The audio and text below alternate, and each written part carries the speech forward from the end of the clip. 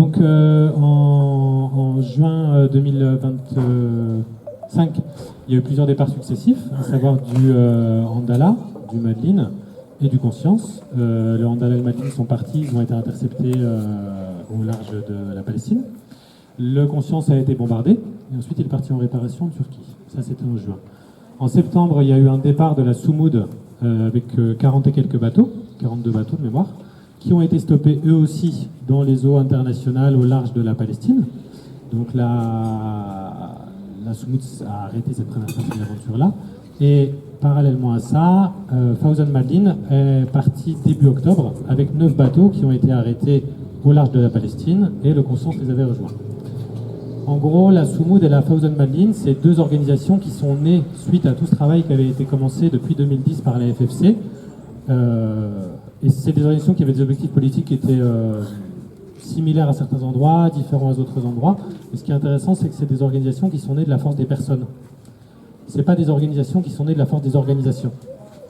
Donc elles ont été soutenues par des organisations, elles ont été financées, elles ont été armées au sens maritime du terme, préparées quoi. Mais c'est des mouvements populaires. Moi j'ai envie de retenir ça.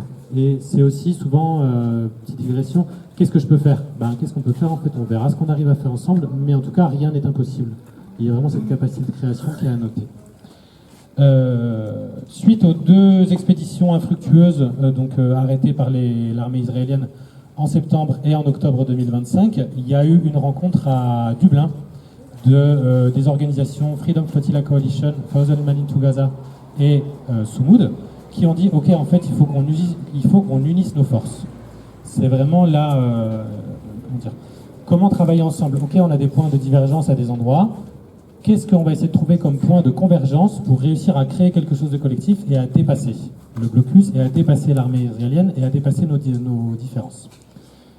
Cette rencontre du mois de décembre a donné naissance à la Global Soumoud Flotilla, qui est l'alliance des 3 flottilles et l'alliance de toutes les organisations pro-palestiniennes. La Global March to Gaza, des syndicats, des partis politiques.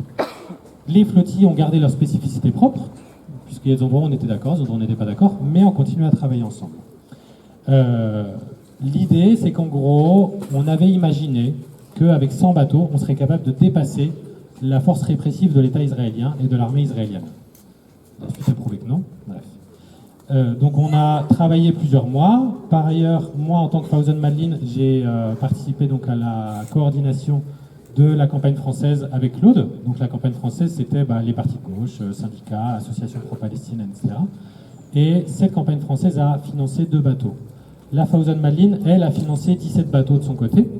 Donc c'est des bateaux qui ont été achetés, donnés, récupérés, voilà.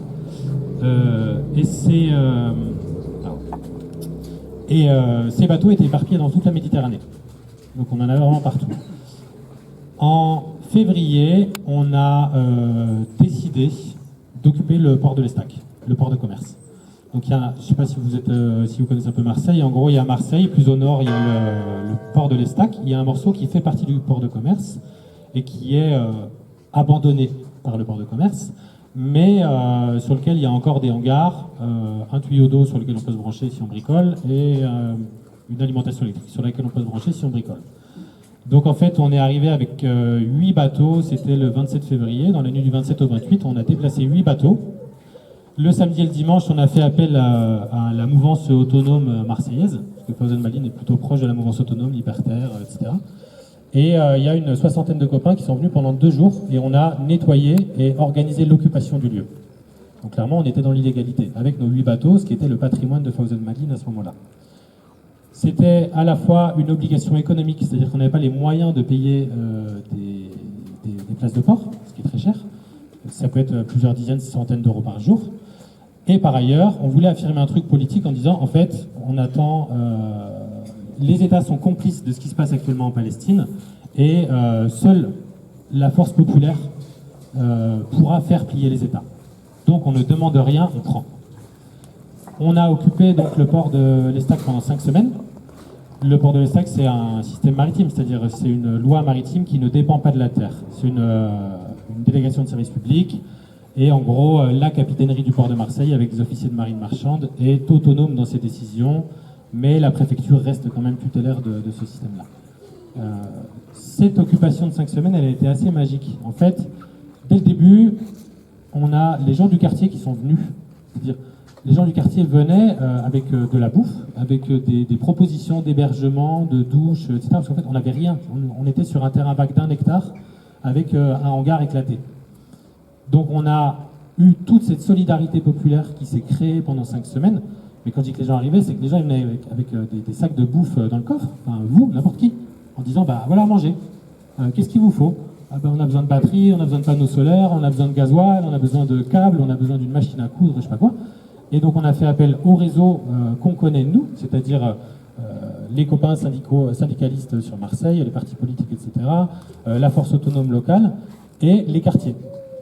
Donc les quartiers de Marseille nous ont soutenus. Et en fait, sans les quartiers de Marseille, sans les quartiers populaires de Marseille, la Castellane, vous savez, là, le quartier où ils envoient régulièrement des CRS taper sur les minots qui font du business là-bas, en fait, ces quartiers-là nous ont soutenus, réellement. Il y avait un truc qui était assez magique, en fait, où on a vécu une espèce d'aventure collective avec des minots qui étaient touchés par ce qu'on faisait. Nous, on était touchés par le respect qu'ils pouvaient nous montrer et le soutien. On avait des batteries qui arrivaient, on n'a pas cherché à savoir d'où elles venaient les batteries, mais on avait des batteries pour pouvoir avoir le système solaire autonome sur les bateaux. Toute cette nourriture-là, on a fait une collecte une semaine avant le départ, on avait besoin de fringues, de bottes pour les marins, etc. On s'est retrouvé avec des mètres cubes de médicaments, de fringues, de matériel, de bouffe, de choses à emmener à Gaza, etc. Voilà. Tout ça, ça s'est passé. On a réussi à tenir le rapport de force avec le port de commerce et la ville de Marseille. La ville de Marseille ne nous a pas soutenus, paillant à une déclaration en disant oui, les flottis, c'est bien, bon, on les a jamais vus, ils sont pas venus, etc. Et on est parti le 4 avril de Marseille. Super départ en fanfare, depuis les stacks. On a fait des ronds dans l'eau dans l'entrée du port de Marseille, si certains connaissent, on a foutu un joyeux bordel. Et on est parti de Marseille à ce moment-là. Parallèlement à ça, la Global Soumoud était en train de se préparer à Barcelone. Donc nous, on avait nos presque 20 bateaux, et eux, ils avaient des bateaux à Barcelone, des bateaux à Augusta qui étaient en préparation. Et en fait, l'idée, c'était de se rejoindre en Sicile et de naviguer ensemble vers la Palestine, pour forcer ce blocus avec une centaine de bateaux. La Fawzan Madlin s'est cassé la gueule à Cetraro en Calabre. Pourquoi? Plein de raisons, mais je pense qu'on aura l'occasion d'en parler plus tard par rapport à ça. Donc nous, l'aventure collective Fawzan Madlin et Campagne Française, puisqu'on travaille ensemble, s'est arrêtée partiellement ici. Une partie des bateaux sont utilisés aujourd'hui par des associations sur des mouvements politiques. Il y en a qui sont partis en Albanie pour la révolte des Flamands Roses, pour aller soutenir des luttes là-bas. Il y en a qui ont rejoint la Civil Fleet et qui font la flotte civile qui fait de l'aide aux exilés, qui tente la traversée depuis la Libye et la Tunisie vers Lampedusa pour faire de la veille. Il y en a qui sont dans les associations de voile populaire, etc. Il y en a qui sont toujours stockés à droite à gauche. Il y en a qui ont participé à la manifestation pour les 10 ans de SOS Méditerranée à Marseille au mois de juin. Donc c'est toujours une force qui est présente. On verra ce qu'elle fera par la suite. Et donc le 12 avril, départ de la Soumoud depuis Barcelone. Et la Soumoud est partie en saut de puce jusqu'en direction de la Palestine. J'arrive aux 10 minutes ? On est pas mal, il te reste 1 minute là. Très bien. La transition est presque parfaite. Juste pour dire, la Soumoud a été arrêtée en plusieurs fois. Donc en gros, notre force, ça a été de nous réadapter à la répression de l'armée israélienne en disant on aura plus de bateaux, mais on les a sous-estimés. C'est-à-dire qu'on est rentré dans un jeu politique qui nous a largement dépassés. En fait, à un moment, on s'est retrouvé avec nous, des marins, des engagés, des citoyens, des civils, etc., face à Trump et Netanyahou, avec tout ce que ça veut dire, avec les enjeux en milliards de coloniser la Palestine. Enfin, c'est clairement une guerre économique, c'est clairement une guerre du capital, ce qui se passe en Israël et Palestine. Et voilà, du coup, juste petite info, beaucoup de monde a été surpris par l'arrestation de l'armée israélienne au sud de la Grèce, dans les eaux presque territoriales grecques. En fait, c'est le début avril, Israël a signé un contrat de vente d'armes à la Grèce à hauteur de 6 à 700 millions d'euros. et ils sont en discussion sur un contrat de vente d'armes pour un dôme balistique antimissile par rapport à la Turquie, pour un montant de 3 milliards. Donc en fait, on est vraiment rentré dans une guerre où nous, on avait sous-estimé les forces de l'adversaire. Je vais m'arrêter là.